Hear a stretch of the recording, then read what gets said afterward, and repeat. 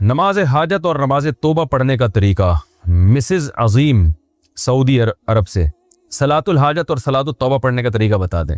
یاد رکھیں صلاۃ الحاجہ یا صلاۃ التوبہ کے نام سے الگ سے کوئی شریعت میں نماز نہیں ہے، کوئی کہ بھئی نبی نے فرمایا ہو کہ یہ صلاۃ الحاجت ہے، وہی صلاۃ ہے، وہ آپ اس میں یہ نیت کر لیتے ہیں میں دعا مانگوں گا تاکہ میری حاجت پوری ہو، تو اس سے پہلے میں نماز پڑھ رہا ہوں، تو وہ صلاۃ الحاجت، لوگ اس کو صلاۃ الحاجت کہہ دیتے ہیں۔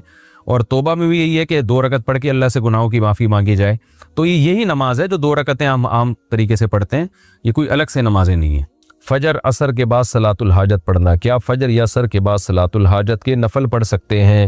فجر اور عصر کے بعد کسی قسم کی نفل نماز جائز نہیں ہے، اور یہ بھی سمجھ لیں صلاۃ الحاجت کے نام سے کوئی شریعت میں الگ سے نماز نہیں ہے، بس 2 رکعت آپ دعا مانگنے کے لیے پڑھیں کہ اللہ سے میں اپنی حاجت مانگوں گا، تو اس کو آج کل صلاۃ الحاجت کہہ دیا جاتا ہے، لیکن یہ کوئی الگ سے اسلام میں اسلام کی کوئی نماز نہیں ہے۔ تو باقی کوئی بھی نماز ہو، فجر اور عصر کے بعد نفل نماز اگر ہے تو وہ پڑھنا جائز نہیں ہے۔ صلاۃ التسبیح کی شرعی حیثیت، بہت سے لوگ کہتے ہیں کہ اسلام میں صلاۃ التسبیح کی کوئی حیثیت نہیں ہے، کیا یہ درست ہے؟ نمرہ بلال صاحبہ نے سوال پوچھا ہے۔ دیکھیں صلاۃ التسبیح کے بارے میں جتنی احادیث ہیں کوئی ایک بھی صحیح حدیث نہیں ہے، پہلی بات تو یہ۔ دوسری بات یہ کہ فقہا کا اصول ہے کہ ضعیف حدیثیں جب کثرت سے ہوں تو وہ درجہ حسن تک پہنچ جاتی ہیں، یعنی قابل قبول ہو جاتی ہیں۔ وہ اس بیس پہ اگرچہ صحیح حدیث ایک بھی نہیں ہے، لیکن کثرت سے حدیثیں ہیں، اگرچہ وہ ضعیف ہوں تو وہ مل کے ایک قوت مل جاتی ہے ان کو۔ اس بیس پہ جمہور علماء کا یہی مذہب ہے، یہی ان کا قول ہے، یہی ان کا فتویٰ ہے کہ صلاۃ التسبیح کو بالکل کالعدم قرار دے دینا یہ درست نہیں ہے، اس نماز کی ایک حیثیت ہے، یہ سنت عمل ہے، کیونکہ ضعیف روایتوں کی کثرت کی بیس پہ جو ہے وہ فتویٰ یہ دیا جائے گا کہ یہ نماز ثابت ہے، اور وہ فضیلت جو اس کی حدیث میں آتی ہے وہ فضیلت ثابت ہے۔ لیکن بعض علماء کا موقف یہ ہے کہ، اور میرا بھی رجحان انہی بعض علماء ہی کی طرف ہے، میں کوئی بہت بڑا عالم مفتی نہیں ہوں، لیکن ایک ٹوٹا پھوٹا سا رجحان اس طرف ہے میرا۔ وہ ابن تیمیہ رحمہ اللہ تعالیٰ نے جو بات کی ہے بڑی زبردست کی ہے، اور یہی بات ہمارے شیخ حضرت مفتی رشید احمد صاحب رحمہ اللہ بھی فرمایا کرتے تھے۔ حضرت نے تو ابن تیمیہ کی بات نقل نہیں کی، حضرت کی اپنی ذاتی رائے تھی مفتی رشید احمد صاحب کی جو مفتی اعظم تھے، اور حضرت مفتی تقی عثمانی صاحب، حضرت مفتی رفیع عثمانی صاحب دامت برکاتہم العالیہ کے استاذ رہے 8 سال، بڑے علم مشہور تھے۔ ان کا بھی رجحان اس طرف تھا کہ وہ بھی صلاۃ التسبیح کو نہیں مانتے تھے۔ اس کی وجہ یہ تھی کہ وہ یہ کہتے تھے کہ ٹھیک ہے درجہ حسن تک روایتیں پہنچ رہی ہیں، مگر ان روایتوں سے جو نماز ثابت ہو رہی ہے نا، وہ ان مشہور متواتر روایتوں کے بالکل اپوزٹ ہے، یعنی ان کے خلاف ہے۔ امام ابو حنیفہ رحمہ اللہ تعالیٰ کا اور فقہ حنفی کا جو اصول ہے خاص طور پر مسائل کے استنباط کا، وہ یہ ہے کہ جو اگر کوئی متواتر یا قطعی چیز ہمارے سامنے آ جائے احادیث سے، اس کے مقابلے میں اگر صحیح حدیث بھی اس کے خلاف ہوگی تو اس قوی کو ترجیح دی جائے گی۔ جیسے قرآن ایک متواتر ہے، اب قرآن سے اگر کوئی حکم ثابت ہو رہا ہے تو اگر حدیث صحیح حدیث سے بھی یعنی حدیث اگر صحیح بھی ہو اور اس کے خلاف چلی جائے گی تو احناف پھر قرآن کو لیتے ہیں، حدیث کو اس میں تعویل کر لیتے ہیں، کیونکہ قرآن قطعی ہے۔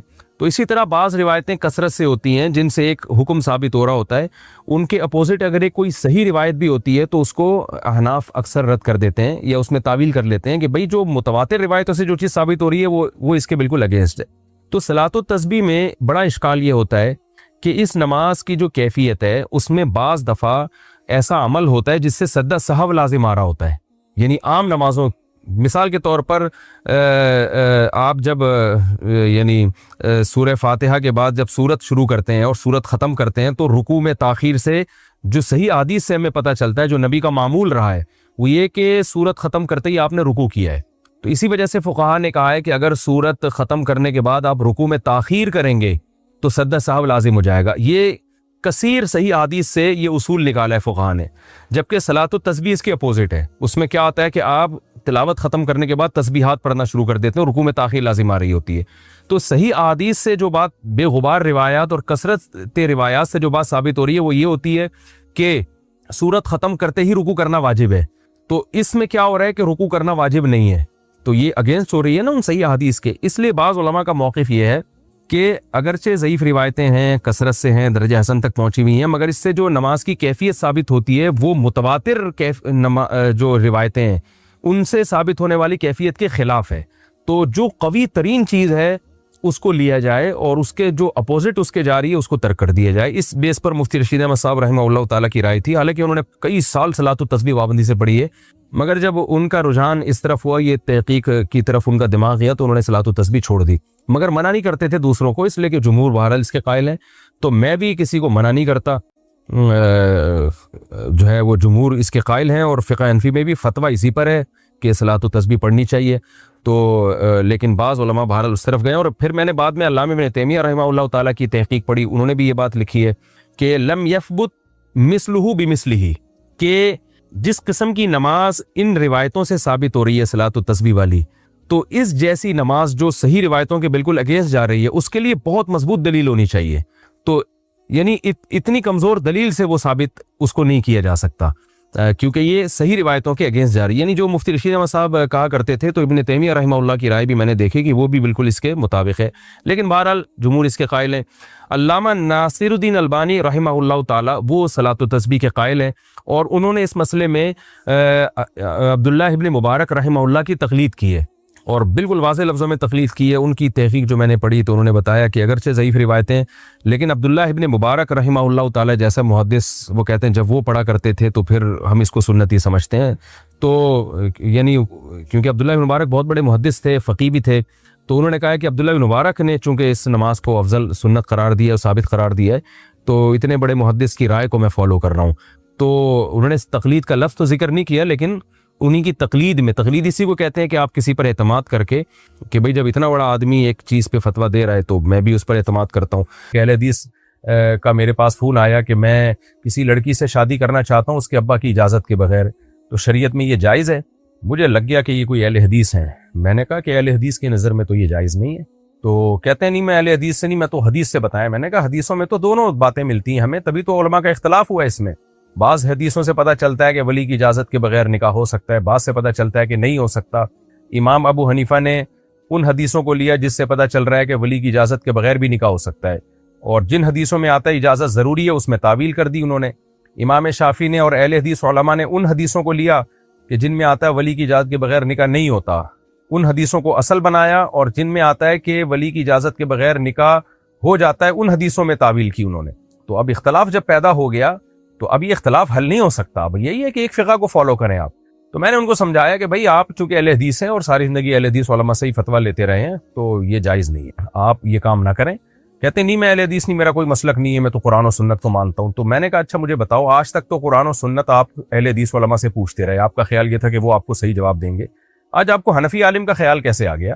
یہ لڑکی کا عشق جب دماغ پہ سوار ہو گیا اور بھوت سوار ہو گیا, تو اب حنفی مسلک آپ کو قرآن و سنت کے مطابق لگ رہا ہے.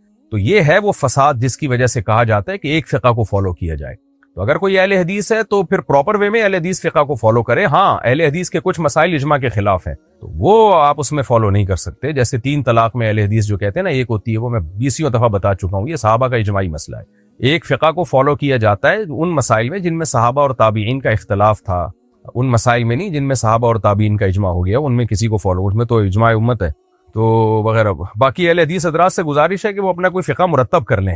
4 فقہ ہیں تو 5واں بھی ہو جائے گا, تو مرتب کر لیں تو ہم فتویٰ دے دیں گے بھائی چلو یہ بھی ایک فقہ ہے جس نے اس کو فالو کرنا ہے, اس کو کر لے. لیکن اہل حدیث کے ساتھ مسئلہ یہ کہ وہ مرتب فقہ ہی نہیں ہے, اکائیاں ہیں, وہاں سے کچھ فتویٰ, وہاں سے کچھ فتویٰ, وہاں سے کچھ فتویٰ. تو جیسے فقہ حنفی ہے, فقہ شافعی ہے, مالکی ہے, تمام مسائل فقہ حنبلی ہے, ایک پورا مرتب فقہ ہے.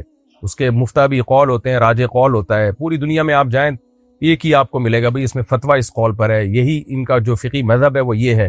لیکن ہمارے اہل حدیث بھائیوں کا ایسا ہے نہیں. تو کر لیں تو پھر ہم یہ کہہ دیں گے بھئی ایک فقہ ہے اس کو آپ فالو کر لیں, لیکن ایسا ہے نہیں. کر لیں اچھی بات ہے اگر ہو جائے تو, ورنہ تو یہ عوام تو پھر پاگل ہو جائے گی جس طرح سے چل رہی ہے. اس سے سوائے خلفشار پیدا ہونے کے اور امت میں مزید توڑ پیدا ہونے کے کچھ بھی حاصل نہیں ہوگا. اچھا بھائی, احمد صاحب ملتان سے, میرے بہنوں ہی نے میری بہن کو 3 طلاقیں ایک ساتھ دے دیں. اب وہ کہہ رہے ہیں کہ ایک مجلس کی 3 ایک ہوتی ہیں. وہ کہیں گے کیونکہ حرام خوری اس زمانے میں بہت پھیل چکی ہے, پہلے 3 طلاقیں دو پھر کہنے لوگوں کہ 3 ایک ہوتی ہیں. تو آپ اپنی بہن کو مت بھیجیں, یہ زنا ہے, حرام ہے, ناجائز ہے. اور جب بھی میں کہتا ہوں 3 طلاق کے بعد اہل حدیث سے فتویٰ لے کے بیوی کو رکھا تو زنا کا گناہ ملے گا, تو بہت سے اسکالر ایک دم حرکت میں آ جاتے ہیں کہ یہ مبالغہ آرائی کرتا ہے. پھر وہ حوالے پیش کرتے ہیں فلانے کا قول بھی ہے, فلانے کا قول بھی ہے. بھائی صاحب قرآن و سنت میں 3 طلاقیں 3 ہی ہیں. میری سورہ بقرہ میں جو میں نے جو تفسیروں کے لیکچر ریکارڈ کروائے ہیں ان میں لیکچر نمبر 100 یہاں سے سورہ بقرہ کی آیات الطلاق مرتان، یہاں سے طلاق کے حکام شروع ہو رہے ہیں، جو میں نے اس میں پورے ریفرنسز کے ساتھ اور اہل حدیث کے تمام دلائل کے ساتھ پورا ایک درس ریکارڈ کروایا ہے۔ وہ لیکچر آپ سن لیں، اس میں ایک ایک اشکال کا ان کے 2 اور 2 4 کی طرح جواب دیا، اور صحابہ کرام کے فتاوی پیش کیے ہیں کہ صحابہ اور تابعین میں اس مسئلے میں اجماع ہے کہ 3 طلاقیں 3 ہی ہوتی ہیں۔ تو صحابہ سے دکھاؤ ہمیں کسی نے 3 کو 1 کہا ہو، یا تابعین میں سے کسی جلیل القدر تابعی سے دکھاؤ کہ کسی نے 3 کو 1 کہا ہو۔ آپ دکھائیں گے تو پھر ہم اس کا جواب دیں گے کہ یہ آپ ترجمہ غلط کر رہے ہیں یا کیا کر رہے ہیں اس میں، یا سند صحیح نہیں ہے اس کی، لیکن دکھائے صحابہ تابعین سے نہیں جاتا۔